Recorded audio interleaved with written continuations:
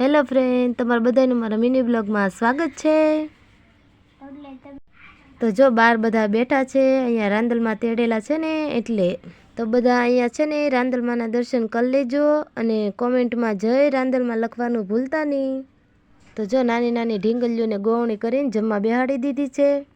તો જો નાની નાની ઢીંગલીઓ ખીર ખાઈને તો મને ખાવાનું મન થાય છે, ખીર રોટલી। તો જો આ નાની નાની ગોવણીઓને છે ને એ બધી વસ્તુ દેવાની છે, અમારે ઢીંગલીઓ માટે લાવ્યા સવી।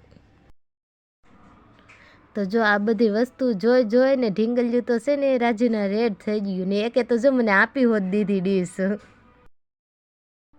તો નાની નાની ઢીંગલીઓને જો જમાડીને અમે જો રાંદલમાનો ઘોડો ખૂંદવા મેળ્યા સવી।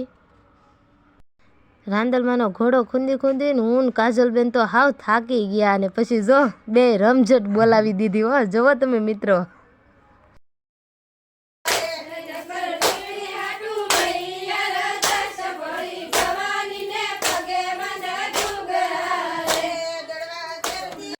ઘોડો ખુદીને અમને લાગી ગઈ છે ભૂખ, એટલે હું જો મારી માસી ઓલા મારી બેનની છોકરી જમવા માટે વિયાવ્યા છે।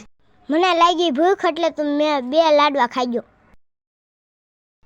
હવે અમે જો ગામડેથી જાય છે મહુવા મારા મમ્મીના ઘરે। તો જો અમે પોગી ગયા છે બાઈ પાસે ને રાજુ મંડાણા છે માવો ચોળવા, કેમ કે રાજુને માવા વિના તો હાલે નહીં કાંઈ। તો યશ કે મારે પાણીપુરી ખાવી, તો અમે જો મા દીકરો અહીંયા પાણીપુરી ખાવા ઊભા રહી ગયા છે। જોવો તમે, હું તો ખાઈ ગયો 3 ડીશ પાણીપુરીની। મારા મમ્મી થોડા કાંઈ રહેવા દે, ઈ જમાવટ બોલાવી હો ભાઈ। મને લાગી તીખ એટલે તું પાણી પીવા વયો ગયો। ચાલો તો બાય બાય બધા।